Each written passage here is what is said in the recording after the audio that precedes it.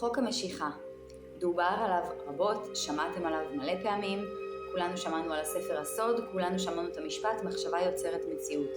למה בכל זאת זה לא כזה קל לזמן מציאות? למה בכל זאת זה לא מצליח לכולם בכזאת קלות?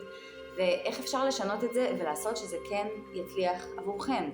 אז אם הנושא הזה מעניין אתכם ועוד נושאים רוחניים, התפתחותיים ותודעתיים מעניינים אתכם, תנו לי עוקב. אז חוק המשיכה בגדול מדבר על זה שאנרגיה בתדר מסוים מושכת עוד אירועים לחיים שלנו באנרגיה דומה. זאת אומרת, אנרגיה יכולה להתבטא בכל מיני דרכים, לא רק במחשבות, אוקיי? מי שלקח את זה והפך את זה למשפט מחשבה יוצרת מציאות, המשפט הזה מאוד מאוד לא מדויק. מחשבה לא בהכרח יוצרת מציאות אם אין מאחוריה מומנטום. זאת אומרת, בואו נדבר הכי תכלס. מה זה תדר? תדר זה בעצם אנרגיה בצפיפות שאנחנו אולי לא רואים לעין כמשהו מוחשי. זאת אומרת, הגוף שלי הוא מוחשי, זאת אנרגיה צפופה יותר, ברמה הכי פיזיקלית, כן? מחשבות, רגשות, אמונות, הם אנרגיה, גם הם עשויים מאותן מולקולות, וגם להם יש התנהגות שמתנהלת לפי חוקי הפיזיקה, אבל אנחנו לא רואים או תופסים אותם באמצעות החושים, כי הם בדחיסות נמוכה יותר. בסך הכל, מחשבה עשויה מאותן מולקולות שמהן אני עשויה, שמהם השולחן עשוי והטלפון עשוי והיקום עשוי, כל היקום עשוי בעצם מאנרגיה. ההבדל הוא שמה שאנחנו רואים ותופסים בעזרת החושים שלנו, בעצם באנרגיה דחוסה יותר, והמחשבות, הרגשות, האמונות הם באנרגיה פחות דחוסה, ולכן זה לא ניתן להרגשה או לחישה באמצעות החושים, זה לא הופך את זה לפחות אמיתי או לפחות ממגנט, כי דומה נמשך לדומה. זה לא אומר שבהכרח מחשבה יוצרת מציאות, כי למחשבה לא בהכרח יש מומנטום כמו שאמרתי קודם. מה זה אומר? למחשבה יש תדר, בהחלט, לכל מחשבה יש תדר, למחשבה שלילית תהיה תדר שלילי יותר, למחשבה חיובית תהיה תדר חיובי יותר, זה נכון. אבל התדר לא בהכרח חזק כמו תדרים אחרים. לצורך העניין, תדר של אמונה, שאני מאמינה בה כבר המון שנים, מזמן ומושך יותר, ממגנט יותר מתדר של מחשבה אחת. לצורך העניין, אם אני אדם עם נטייה לחשוב באופן יחסית שלילי, אני יחסית פסימית, אני לרוב חושבת שכלום לא הולך, אני לרוב חושבת שדברים לא נוטים להסתדר, אז לרוב אירועי החיים שלי יתאמו את האמונות שלי. שזה בעצם חוק ההנחה, שהוא קצת יותר מדויק מחוק המשיכה, זאת אומרת הם בני דודים, אבל חוק ההנחה בעצם אומר שמה שנמצא באמונות הכי עמוקות שלנו, זה מה שמזמן את מציאות חיינו. וזה הכי נכון שיש, כי אם אני אדם כזה שנוטה לחשוב לרוב שלילי, ופעם מבליחה לי מחשבה חיובית, כמו, או אני אפילו מנסה לזמן בכוונה, סבבה?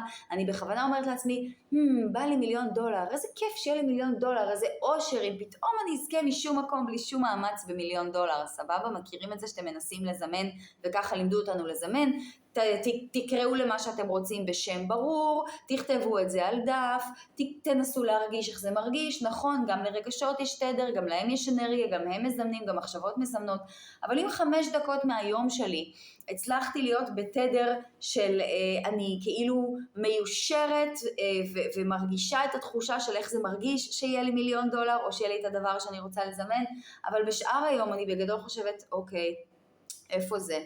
איפה $1,000,000 שלי? למה זה לא עובד? למה זה לא עובד? איפה $1,000,000 שלי? נו, מה קורה? ידעתי שזה לא יעבוד. אין, זכרת כל חוק המשיכה הזה, בחיים לא יהיה לי כסף. זה התדר הדומיננטי יותר שלכם. ואם זאת ההתנהלות, אז זה מה שתזמנו, ואם אלה האמונות העמוקות, אז זה מה שתזמנו. ולכן, ההקבלה שאני הולכת לעשות עוד הרבה בטיק-טוק שלי, ביוטיוב שלי, וכל הרשתות שלי, זה להבין שבלי יש הגבלה מאוד, מאוד חזקה בין עולם הרוחניות, שמדבר על חוקי היקום וחוק המשיכה ומדיטציות ואנרגיות, לבין הפסיכולוגיה המודרנית שמדברת על חבר'ה לעבוד ולאבד נכון את הרגשות שלנו. למה? כי אם האמונות הכי עמוקות שלנו הן מה שמזמן, ואנחנו רוצים לשנות את מה שהמציאות מזמנת לנו, אנחנו צריכים לעבוד על האמונות העמוקות ביותר שלנו. אוקיי? אם אני משחר ילדותי רגילה להאמין שכסף לא גדל על עצים, ובשביל כסף צריך לעבוד קשה, או שכל הגברים שקרנים, או שילדים זה קשה, או לא יודעת מה, כל מיני אמונות כאלה. זאת אומרת, אם אני מאמינה בזה משחר חיי, וגם זימנתי את זה לחיים שלי, שוב, לא באופן מודע, אנחנו לא עושים את זה בכוונה, אבל חוק המשיכה תמיד עובד, הוא מזמן לחיים שלנו את מה שהכי חי וקיים בתוכנו, את התדר הכי דומיננטי שנמצא בנו, אוקיי? אז אם רוב החיים שלי היו אירועים שהוכיחו לי שוב ושוב ושוב שאנשים הם שקרנים, שאנשים הם לא אמינים, או שקשה להרוויח כסף, או שלא יודעת מה, אני יותר ויותר ויותר יאמין בדבר הזה, ואני אמשיך לזמן את זה. זה כמו גלגל, זה יוצר מומנטום. לזה התכוונתי כשאמרתי מומנטום. אז מחשבה אחת קטנה של, אוי, אולי קל להרוויח כסף, לא תשבור את כל הגלגל הזה שנבנה במשך איקס שנים של חיי, נכון? אז כדי לשנות את המומנטום, כן נדרשת איזושהי עבודת עומק, קצת יותר מושקעת ומוקפדת על האמונות שלנו, ואי אפשר פשוט להתייחס לחוק המשיכה כאילו הוא קסם שאמור לעבוד באהלן אהלן. כאילו כן, הוא קסם, והוא יכול לעבוד כמו קסם, בצ'יק, אבל כשמשהו באמת משתנה מבפנים. עכשיו, אם אתם באמת רוצים להתחיל להבין איך לשנות אמונות פנימיות מבפנים, ואיך לעשות שזה יעבוד באמת, אז תמשיכו לעקוב אחריי, כי הדף טיקטוק הזה הולך להתפוצץ בתכנים כאלה. יום טוב.